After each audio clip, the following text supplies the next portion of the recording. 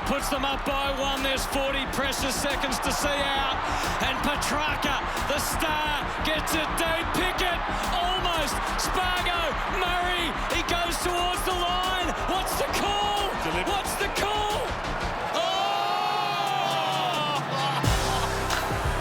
That has to be deliberate, doesn't it?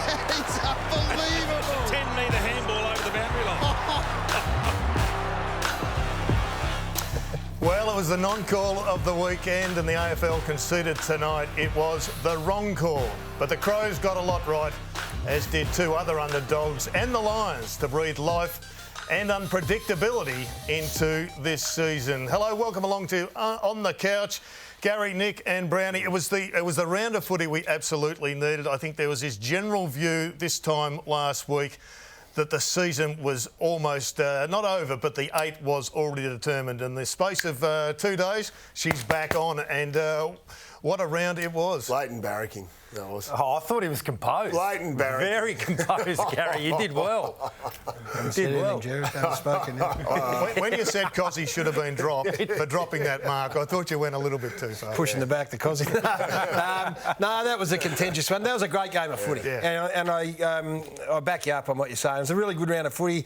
The competition squeezed up again, which is great, just at a time when you thought it was going out the other way. And that one, the deliberate became the talking point. I don't know why. Yeah. It was the wrong decision, and it was rubber stamped today by the AFL. There were all sorts of conspiracies, and there was a fingertip on it from Spargo and all this sort of nonsense. His intention was to get it across, and he got away with it, the young fella. He probably, like we all would have in that, do I go through for a point, therefore it's a draw, I try and just put it close enough. Well, it went out. He should have been pinged, but hey, such is life. Melbourne was 16 points up with 5 minutes to go. It became a talking point, though, because that's happened too many times this season. Where contentious decisions late have decided the game for the wrong reason. Yeah, but not on out of bounds. Like we've all sat here and delivered out of bounds and go and have a look. So we sort of accept it. And then when it comes down to the easiest one of recent times to pay, they don't pay it. It shows human nature, though, guys. It doesn't matter what the decision is. We saw the Geelong game was a howler. Geelong-Brisbane, I think it was round 2 or round 3, where it just... 100 out of 100 they get paid, and that one 100 out of 100 they get paid. But the human element of it, under pressure, the moment of the game, and they can't bring themselves to blow the whistle. We saw the statement from the AFL. Do you think that helps? To clarify, do you think they should do that, given it's just one of a couple of hundred decisions? They're probably those ones, because there's so much around. I'm not sure about it needs to be every week, but I think the real big controversial ones, you need to give some clarity on it.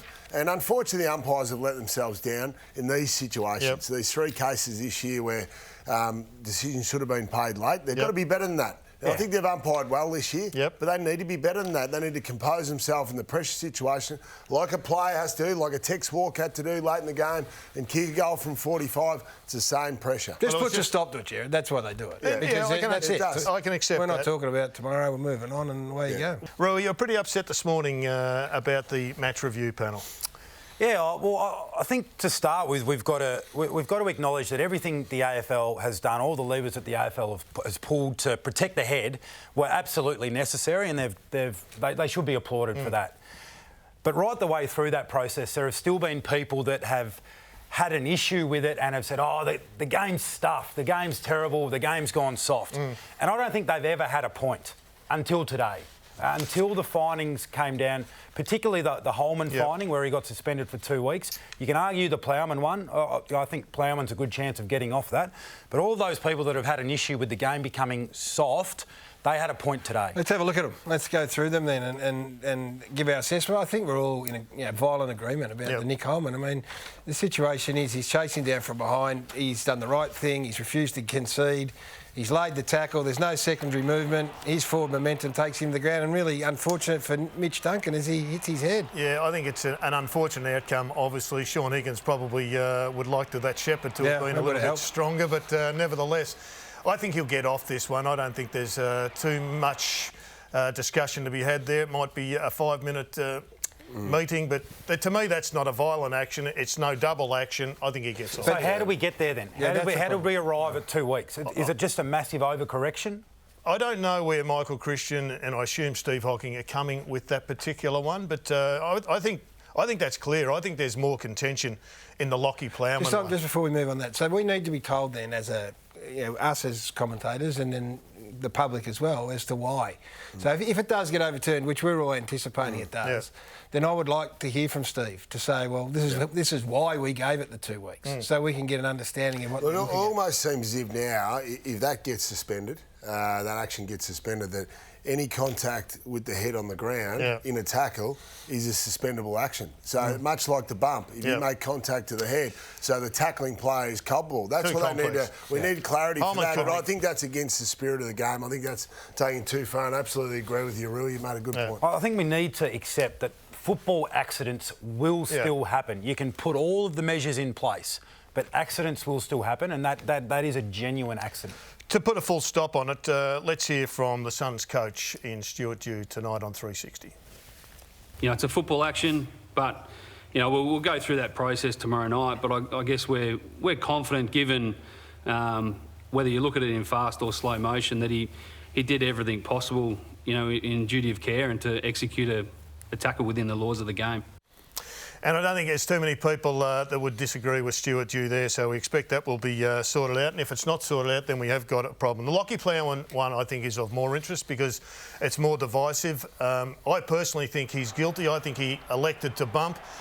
Should have rotated his right shoulder to spoil, rotated his left shoulder to protect himself and to take out the player.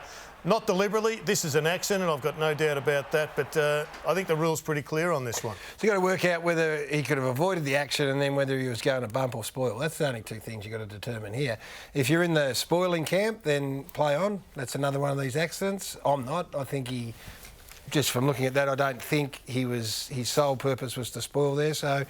Yeah, I think it was until about 2 steps to go. You're allowed to take the body when you spoil, though. But if you hit the head, you've got to take the consequence. But yeah, well, no, that's right. But your assessment is he was spoiling. Mine is I don't think he was. I thought he would have had the arm far further out. But that's good to go to the tribunal. All you can look at is the action, can't you, guys? And if you are spoiling, you've got your fist out. Yeah, that's right. And unfortunately for him, I think he's probably panicked late and thought, hang on, his fist was cocked. Yeah, but it was cocked there. Look at it cocked into his chest. So.